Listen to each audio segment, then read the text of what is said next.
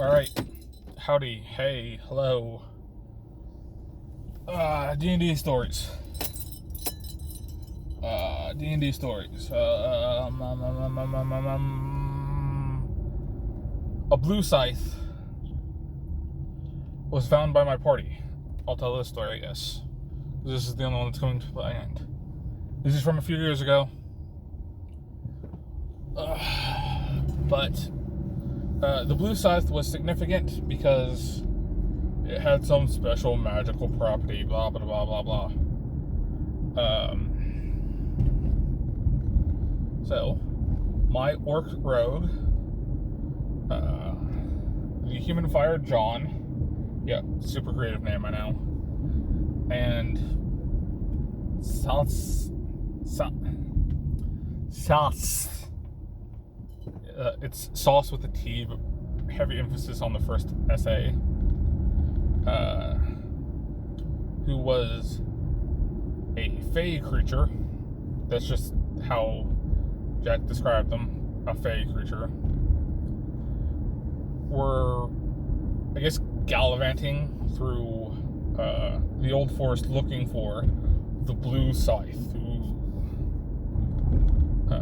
was supposed to have some special property that the king, who was paying us handsomely to be his on hire adventurers, I guess is the way to put it.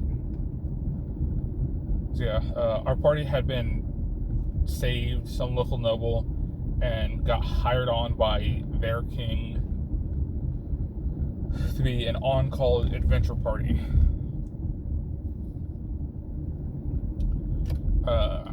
And he wanted us to go and fetch this blue scythe out of an old fey forest. You needed a fey creature, which is why we were the only party to be sent, despite the king supposedly having a bunch. Because Sast, I still can't say that name, was the only, like, guaranteed full-on fey creature. Huh.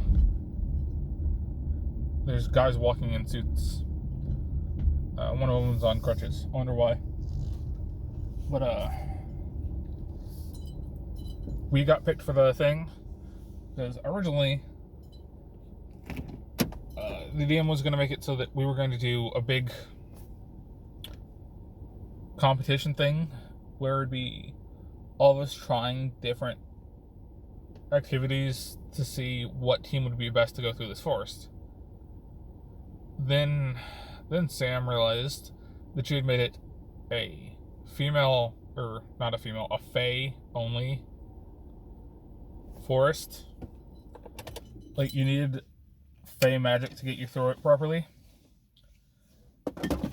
And so our party automatically won.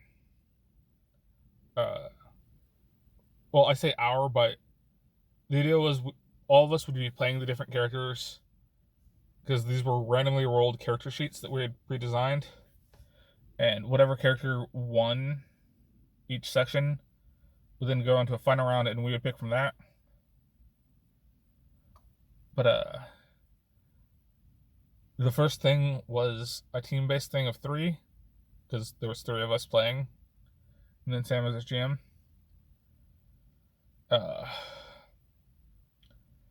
But once she realized that it was a fey only forest, the team with the fey person won automatically.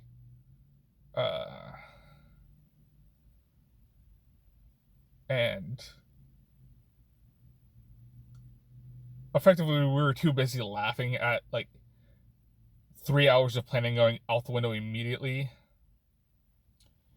because of an arbitrary rule that we decided to just skip all of the events and just go with that party because we found it too funny that they effectively accidentally auto won.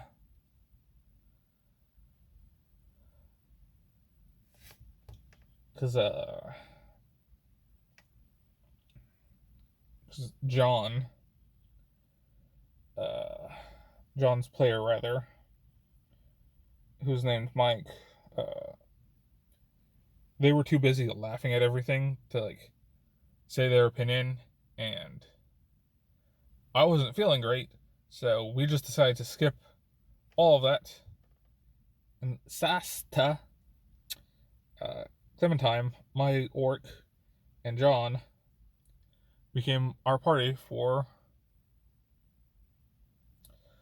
that quest.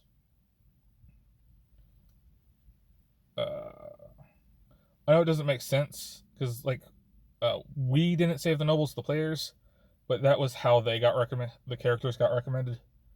Each of them just had a little blurb of a backstory that we would expand upon in the story itself. Because I don't know. Sometimes it's fun to write complicated backstories, but sometimes it's more fun to be given a character sheet and it's like, hey, here's one line of their history. You're gonna figure out the rest yourself, or I'm gonna tell you through the story. Those are fun ways of playing D&D sometimes. I don't know. I'm very tired and vaguely scattered because I'm supposed to be talking about the blue scythe. The blue scythe magic property was it could affect your non-corporeal half, I guess.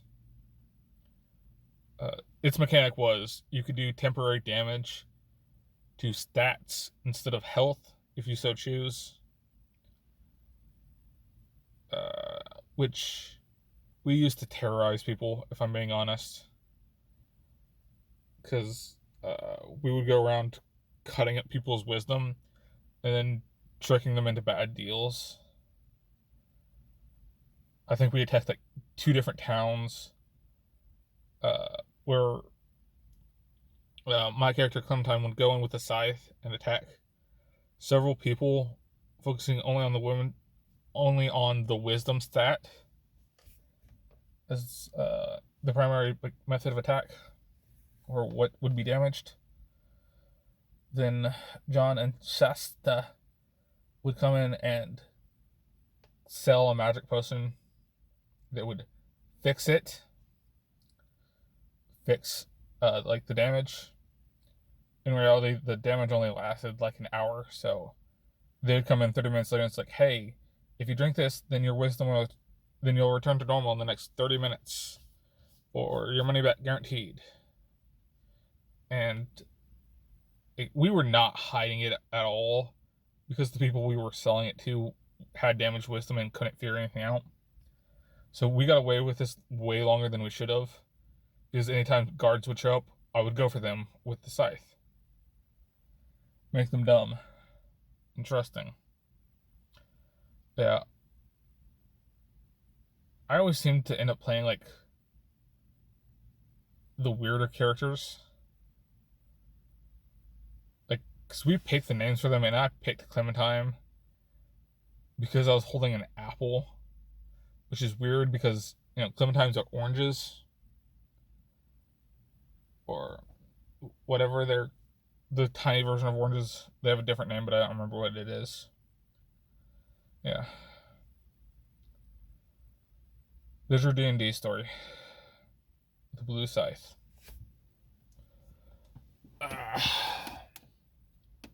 Car is dirty. Thank you for listening, if anyone's even been listening.